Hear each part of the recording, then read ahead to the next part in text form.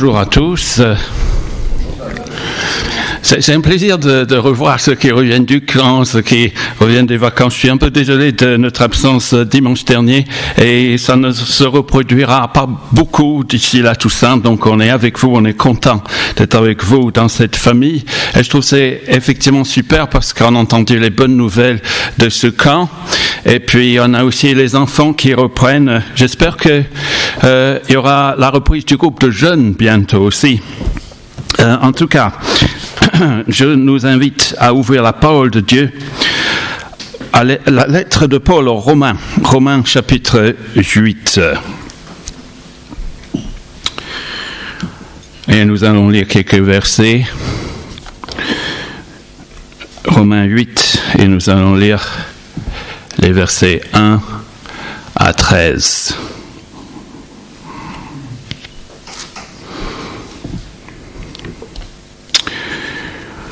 Où Paul s'appuie sur tout ce qu'il a dit auparavant. Et il dit au verset 8, à chapitre 8, verset 1, Romains 8, 1, « Il n'y a donc maintenant aucune condamnation pour ceux qui sont en Jésus-Christ, qui ne vivent pas conformément à leur nature propre, mais conformément à l'Esprit. En effet, la loi de l'Esprit qui donne la vie en Jésus-Christ m'a libéré de la loi du péché et de la mort, car ce qui était impossible à la loi, parce que la nature humaine la rendait impuissante, Dieu l'a fait. Il a condamné le péché dans la nature humaine en envoyant, à cause du péché, son propre Fils, dans une nature semblable à celle de l'homme pécheur. Ainsi, la justice réclamée par la loi est accomplie en nous, qui vivons non conformément à notre nature propre, mais conformément à l'Esprit. En effet, ceux qui se conforment à leur nature propre se préoccupent des réalités de la nature humaine, tandis que ceux qui se conforment à l'Esprit sont préoccupés par ce qui est à l'Esprit. De fait, la nature humaine tend vers la mort, tandis que l'esprit tend vers la vie et la paix. En effet, la nature humaine tend à la révolte contre Dieu parce qu'elle ne se soumet pas à la loi de Dieu et qu'elle n'en est même pas capable. Or, ceux qui sont animés par leur nature propre ne peuvent pas plaire à Dieu. Quant à vous, vous n'êtes pas animés par votre nature propre, mais par l'Esprit. Si du moins l'Esprit de Dieu habite en vous. Si quelqu'un n'a pas l'Esprit de Christ, il ne lui appartient pas. Et si Christ est en vous, votre corps, il est vrai, est mort à cause du péché, mais votre esprit est vie à cause de la justice. Et si l'esprit de celui qui a ressuscité Jésus habite en vous, celui qui a ressuscité Christ rendra aussi la vie à votre corps mortel par son esprit qui habite en vous. Ainsi donc, frères et sœurs, nous avons une dette, mais pas envers notre nature propre pour nous conformer à ses exigences. Si vous vivez en vous conformant à votre nature propre, vous allez mourir. Mais si par l'esprit vous faites mourir les manières d'agir du corps, vous vivrez. Seigneur, je reconnais avec larmes que ma nature est tordue et c'est ce que dit Paul dans Romains 7, pourquoi on fait les choses qu'on n'a pas envie de faire. Et qui me délivrera de ce corps de mort parce qu'on prend plaisir à la loi dans notre esprit, dans notre intellect, mais dans nos actions souvent on trahit Seigneur cette loi. Qui nous délivrera? Je te prie de nous parler ce matin par ta parole. Au nom de Jésus, Amen. Alors, je suis vraiment content de reprendre dans cette période de rentrée. Donc, je remarquais que les étudiants, ils avaient des stylos neufs, ils avaient des blocs-notes et tout ça. C'était tout neuf, c'était bien. Et donc, j'ai envie de parler de la reprise. Et en attendant que les anciens ou l'Assemblée aura fixé un programme d'enseignement pour au moins le semestre à venir, par exemple, pendant les 2-3 fois où je vais prêcher jusqu'en octobre, la mi-octobre à peu près, j'ai envie de parler de reprendre et l'idée de la rentrée sous 3 aspects. Donc ce premier message, on va parler du fait qu'on peut reprendre, relaxer de nos fautes. C'est les versets 1 à 13 de ce chapitre. On peut reprendre dans la sérénité, relaxer de nos fautes. Et puis le deuxième message, c'est on pourra reprendre réunis en famille. C'est les versets 14 à 25 que j'aurai l'intention de traiter. Qu'est-ce qu'on a besoin de se réunir en famille? La pandémie a mis à mal la communion fraternelle dans l'Église. Encore merci pour les enfants. Merci pour ce qui reprend. Donc on peut reprendre réunis en famille. Et puis mon troisième message, ce sera on peut reprendre en vue d'un futur radieux. Donc reprendre, relaxer de nos fautes, reprendre réunis en famille, reprendre en vue d'un futur radieux. Je ne sais pas si vous remarquez la répétition de R et F, relaxer de nos fautes, réunis en famille, futur radieux. Ça fait comme la République française ou la France. Ici, Londres, les Français parlent aux Français. Donc... Il y en a qui suivent. Parfois, je sors des blagues comme ça en cours, ils me regardent. Donc, un matin, j'ai reçu, il y a 4-5 ans, je crois, j'ai reçu un message vocal sur le téléphone fixe. Monsieur, nous entrons en contact avec vous afin de récupérer une dette de 250 € envers l'entreprise Castorama. Quelque part sur Paris, et je me suis demandé c'est quoi ça. Et puis quelques jours plus tard, je reçois dans ma boîte aux lettres une lettre en recommandé d'une autre entreprise de bricolage, Leroy Merlin cette fois-ci je crois. Nous vous écrivons parce que vous êtes redevable envers nous de la somme de 150 €. Et puis quelques semaines après, encore je reçois une lettre de la police judiciaire d'un quartier de Paris. Ayant pris le métro sans avoir de ticket et n'ayant pas payé l'amende qui vous a été adressée il y a 6 mois, nous vous informons que cette amende a été majorée à 190 €. Et tout ça, ça m'a un peu flingué. Je me sentais juste accablé sous le poids de ces condamnations successives. Et à chaque fois que j'ouvrais ma boîte aux lettres, à chaque fois que le téléphone sonnait, j'avais peur au ventre parce que ces charges fictives me pesaient et je traînais, j'avais du mal à me concentrer au travail. Et j'ai donc porté plainte pour ces 3 affaires, je crois qu'il y en avait d'autres aussi. Et la gendarmerie m'a beaucoup aidé. Donc s'il y a des policiers ou des gendarmes qui écoutent, je vous salue, je vous aime, parce que le message sur mon téléphone concernant les 250 € pour Castorama venait d'un cabinet chargé de récupérer des dettes. Et grâce à la plainte, on a reconnu mon innocence. Ouf! Plus aucune condamnation. Et puis, pour la deuxième dette, j'ai dû écrire au procureur de la République pour porter plainte contre X. Et j'ai un peu sous-entendu que je suis avec la faculté de droit et que, il y a une armée derrière moi. Et on a reconnu mon innocence. Ouf! Plus de condamnation. Mais pour le ticket de métro, le Trésor public a mis la main basse sur notre compte bancaire pour prélever les 190 €. J'ai porté plainte et encore j'ai été aidé par les gendarmes parce que le jour où soi-disant j'avais pris le métro sans ticket, je n'étais même pas en France, je n'étais pas à Paris, nous étions en Angleterre. Et j'avais en fait gardé notre billet de bateau pour la Manche. Et donc j'ai pu fournir des preuves aux gendarmes. Et quelques mois plus tard, la préfecture de police de Paris m'a écrit pour dire « Nous allons restituer la somme de 190 € que les pouvoirs publics ont retiré de vos comptes. » Ouf! plus aucune condamnation. Merci Seigneur. Mais quand ces choses nous arrivent, on se demande où on va. Et est-ce que les hommes vont continuer à demander est-ce que ça ira en croissant? Et pourquoi ai-je dû vivre donc 1 ou 2 années cauchemardesques à galérer comme ça? C'est parce que on avait volé mes papiers dans le RERB de Paris. Je ne sais pas si vous connaissez le RERB. Et quelqu'un, voire plusieurs personnes, auraient usurpé mon identité. Et en attendant, j'ai une nouvelle identité maintenant, mais en attendant ma nouvelle carte d'identité, mon nouveau permis de conduire, ma carte bancaire, j'étais un sans-papier.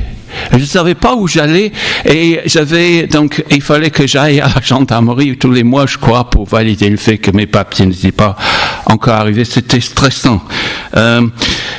Pouvez-vous imaginer le soulagement de recevoir une nouvelle identité, le sentiment d'être gracié. Maintenant donc, dit Paul, il n'y a plus de condamnation pour ceux qui sont unis à Jésus-Christ. Et moi, j'avais des charges fictives qui pesaient contre moi, mais je suis bien conscient du poids du péché qui peut peser. Vous connaissez le psaume 51, vous connaissez le psaume 32, je crois, où David, l'auteur, il dit, mais tant que je me suis tué, c'était pesant, ma langue collée à la bouche, j'étais asséché, j'arrivais pas à marcher et j'étais pas bien dans ma peau. Et c'est un peu l'argument de Paul dans les premiers chapitres de Romains, parce que il s'avère que nous sommes tous coupables, n'est-ce pas? On peut dire, nous sommes tous coupables face à la loi de Dieu, ses exigences. Nous sommes des pécheurs. Tous ont péché et privés de la gloire de Dieu. Et Paul dira dans Romains, le salaire du péché, c'est la mort. Nous n'avons pas de rien en nous pour plaire à Dieu. Nous avons échangé la vérité de Dieu contre un mensonge. C'est ce qu'il dit dans Romains 1. Et pourtant, à cause de Christ, il n'y a plus aucune condamnation. Tout est pardonné, tout est oublié. Nous sommes, vous et moi, si nous avons cru en Christ, nous sommes libérés. Si nous marchons avec Christ, et si nous nous conformons à sa parole, et si nous sommes obsédés, non pas par nos désirs, mais par l'esprit et la parole et la vie avec Dieu, nous sommes exonérés, pardonnés. Et quand il n'y a plus de condamnation, les dettes sont effacées, n'est-ce pas? Monsieur, vous êtes exonéré de votre dette. On n'a plus de peine à purger. Aucune charge ne peut être reconnue contre vous. C'est ce que m'a dit le tribunal de police. C'est formidable. Ça veut dire que Dieu n'a rien contre nous. Paul dira plus tard, dans Romains 8, nous sommes plus que vainqueurs grâce à celui qui nous a aimés. Et pourtant, combien de chrétiens peuvent se croire plus vaincus que vainqueurs? On peut vivre sous le souvenir, sous le fardeau hanté par nos échecs du passé, hanté par des ruptures que l'on a vécues, que l'on a créées peut-être, par l'immoralité, par des dépendances. On peut aussi vivre sous les mensonges de l'ennemi, comme ces condamnations fictives qui pesaient contre moi. Or, Paul dit, il n'y a donc maintenant aucune condamnation pour ceux qui sont en Jésus-Christ. Et lui-même a vécu cela. Pensez à ses arrière-pensées quand il revient à sa jeunesse. Il avait méprisé Jésus. Il avait mis en détention les membres de l'Église. Il avait persécuté l'Église. Paul était, on l'a vu cette semaine dans notre échange biblique, Paul était un témoin et il approuvait la lapidation, la mort d'Étienne. Donc, pensez au poids de culpabilité qu'il a pu porter. Et puis soudain, sur le chemin de Damas, je suis Christ, pourquoi me persécutes-tu? Et rencontre Jésus, il est accablé pendant 2-3 jours. et puis il est radicalement transformé par l'Esprit de Christ. Il doit repenser tout son passé de juif pour tout remettre, tout reconstruire, reprendre autour de Christ ressuscité, le Messie, qui désormais gère ce monde, malgré les apparences. J'ai du mal à imaginer la joie dans laquelle il écrit à ses Romains: il n'y a donc maintenant plus aucune condamnation pour ceux qui sont en Jésus-Christ. C'est une toute petite église à Rome, hein. C'est une ville à l'époque de Paul, 500 000 habitants à peu près, et il y a à peine plus de personnes que vous ici ce matin dans cette église à Rome, éparpillées aussi dans des petits groupes à droite et à gauche, mais sous le nez de l'empereur, ils se réunissaient.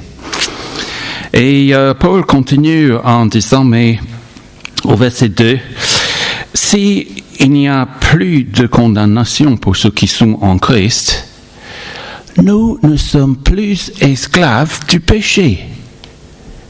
Nous ne devons plus être dépendants, esclaves du péché, parce qu'il y a comme une sorte d'exode qui s'est opéré grâce à Christ. Comme Israël a été libéré de l'emprise du Pharaon, Christ nous l'a libéré de l'emprise du péché. C'est ça que Paul essaie de dire avec tout son passé juif. Christ a accompli l'exode ultime pour nous libérer du péché, pour que nous ne soyons plus esclaves du péché. Ah oui, il y a des restes donc en nous, mais on n'est plus esclaves du péché, j'espère. La loi du péché et de la mort dont il parle au verset 2, c'était une puissance qui nous tire vers le bas. Alors que la loi de l'esprit dont il parle, c'est une puissance qui nous tire vers le haut.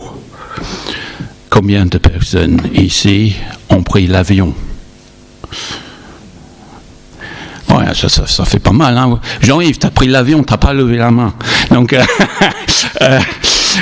vous savez, avec l'avion, on est là, donc on est cloué au sol, on a le chewing gum peut-être, on a un peu peur, et puis on entend les moteurs qui démarrent, les moteurs à réaction, les turbines, puis ça roule de plus en plus vite, on est poussé en arrière, on a encore peur, et tout d'un coup, on voit la terre en bas qui diminue et on commence à traverser les nuages, et Dieu agit comme ça avec nous. La gravité de notre péché nous tire vers le bas, nous plombe, mais la puissance du péché a été vaincue par la loi de l'esprit qui donne les ailes de la vie en Jésus-Christ.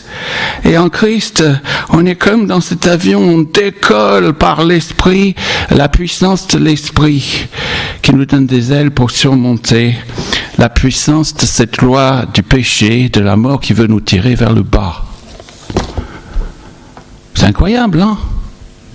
Je suis vraiment émerveillé. Et puis, donc, les versets 3 et 4 nous expliquent comment Dieu a pu nous relaxer de nos fautes. Donc, on peut rentrer relaxé de nos fautes et on peut dire, je vais être libéré progressivement de mon esclavage au péché. Donc, les versets 3 et 4 nous parlent de Christ, de son incarnation. Dieu a envoyé son propre Fils avec une nature semblable à celle des hommes pécheurs. Donc ça parle de son incarnation, de sa mort à la croix, pour régler le problème du péché. Il a exécuté sur cet homme la sanction qu'encourt le péché. Et puis, ça parle de sa vie maintenant. Verset 4, nous devons vivre dans la dépendance de l'Esprit parce que Christ est vivant et il nous envahit par son Esprit. Il nous anime par son esprit. C'est ça le sens du verset 4. Et donc, Paul affirme dans les versets 3 et 4 que ce que Christ a fait pour nous, son incarnation, venir comme un homme, sa mort et sa résurrection, c'est pour que nous ne vivions plus comme autrefois à la manière de l'homme ou de la personne livrée à lui-même sans Dieu, mais nous devons vivre dans la dépendance de l'Esprit. J'ai soif de ta présence, j'ai soif de toi. C'est étonnant. Si Jésus est vivant, Jésus vit, Jésus donne son esprit pour nous transformer, pour nous purifier, pour nous rendre saints, pour que, verset 3, la juste exigence de la loi soit pleinement satisfaite en ce qui nous concerne. Et ma plus grande motivation pour mener une vie pure, on parle de la sanctification, la purification, la transformation par l'esprit, chaque fois que nous péchons, nous nous efforçons d'aller à l'encontre de la vie, de la mort et du ministère de Jésus maintenant. Nous sabotons son œuvre. Et dans les versets suivants, donc, Christ vit, il est vivant éternellement pour nous, il est pour nous sanctifier. À quoi ça sert de retourner vers le péché si on est tellement reconnaissant de ne plus être sous la condamnation? C'est ça que Paul essaie de dire, que j'essaie d'expliquer. Et donc dans les versets suivants, Paul va se concentrer sur l'importance de vaincre le péché dans nos vies, parce que nous sommes en Christ. Donc nous devons dépendre de Christ et non pas être dans la dépendance vis-à-vis du péché ou de tel péché spécifique. Et donc il s'agit de vivre, de tendre vers ce qui est conforme à l'esprit, versets 4 et 5. Donc j'ai une question pour moi aussi. Quelles sont nos priorités dans la vie? Qu'est-ce qui vous passionne, nous passionne? À quoi pensons-nous sans cesse quand on est seul, par exemple? Quelles ambitions nous obsèdent? Quand on sait très bien comment on est par la manière dont nos pensées reviennent, tendent vers telle ou telle chose, c'est ça notre Dieu, c'est ça notre religion, c'est ça nos idoles. Et Paul dit au verset 5 que les gens livrés à eux-mêmes tendent vers ce qui est conforme à l'homme livré à lui-même. Nos préoccupations, ce qui nous obsède, révèlent notre raison de vivre. Qu'est-ce que je vais manger? Qu'est-ce que je vais boire? Comment je vais m'habiller? Comment je vais aborder cette rentrée? Comment je vais attaquer ça? Jésus dit, mais cherchez d'abord le royaume de Dieu. Soyez obsédés par ça, tendez vers ça. On vit sous le contrôle, la domination de ceux qui nous préoccupent, notre cœur, notre tête, nos pensées. Soit on est préoccupé par ce qui est conforme à l'esprit, à la vie de Dieu, soit on est préoccupé par notre nature déchue, égoïste, livrée à elle-même. Et donc, le verset 6 parle de deux préoccupations. L'une mène à la mort, l'autre conduit à la vie et à la paix. Je pourrais mettre deux cercles. Donc, voilà, c'est tout petit ici. Ça pourrait être mon monde. J'ai ma guitare, j'ai ma musique, j'ai ça et ça. Et puis là, c'est plus vaste. Donc, on va dire, c'est pas vous, c'est Dieu. C'est Dieu. Mais Dieu est en dehors de ce petit monde si je suis obsédé par mes propres pensées et passions, etc. Mais,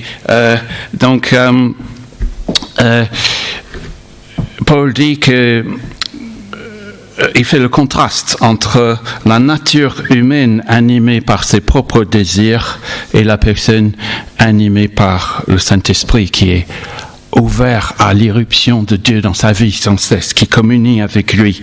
La personne animée par l'Esprit tend vers la vie et la paix.